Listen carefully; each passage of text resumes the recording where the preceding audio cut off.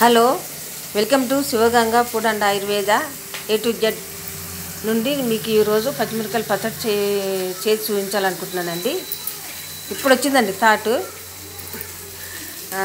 చూడండి, పచ్చిమిరపకాయలని కొద్దిగా నూనె పోసి ప్యాన్లో వేయిస్తున్నానండి. ఇన్ని పచ్చిమిరపకాయలు వేయిస్తున్నాను సన్నసెగ మీద. దీనికి ఇంత చింతపండు పడుతుందండి, ఇన్ని ఎల్లిపాయలు, సాల్ట్ ఇంత పడుతుంది.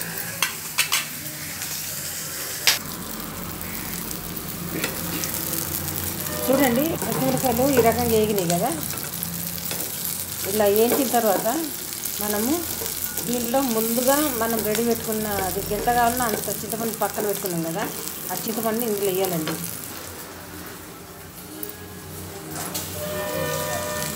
చింతపండు కొంచెము కారం ఉన్నాయి మిరపకాయలు, అందుకని చింతపండు కొద్దిగా ఎక్కువ వేస్తున్నాను. ఇలా వేయించేసుకోవాలి.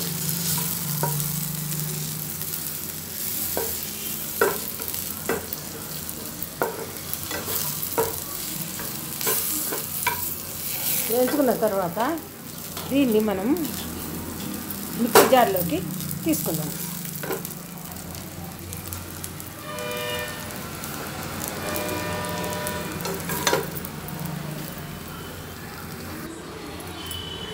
చూడండి, వేయించిన పచ్చిమిర్చిని దాంట్లో చింతపండుని మనం మిక్సీ జార్లోకి తీసుకున్న తర్వాత ఎల్లిగడ్డలని మనం వేయాలి. ఎల్లిగడ్డలు కొంచెం ఎక్కువ వేసుకోవాలండి, మంచి టేస్టీగా ఉంటాయి అన్నమాట.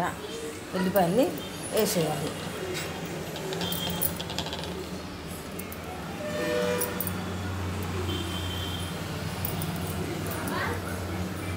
వేసేసి తర్వాత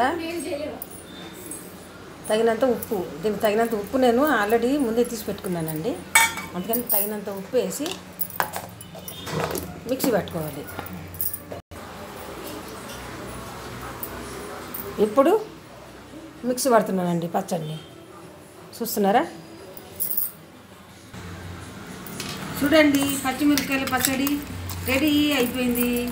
దీన్ని మనము దోశలలోకి వేసుకొని తింటే సూపర్గా ఉంటుందండి. వేడి వేడి అన్నంలో నెయ్యి పోసుకొని తిన్నా కూడా చాలా సూపర్ టేస్టీగా ఉంటుంది. చూడండి, మీరు కూడా చేసుకొని తిని చూడండి, చాలా బాగుంటుంది. సబ్స్క్రైబ్ చేయండి, షేర్ చేయండి, కామెంట్ చేయండి, లైక్ చేయండి. ఉంటానండి, బాయ్.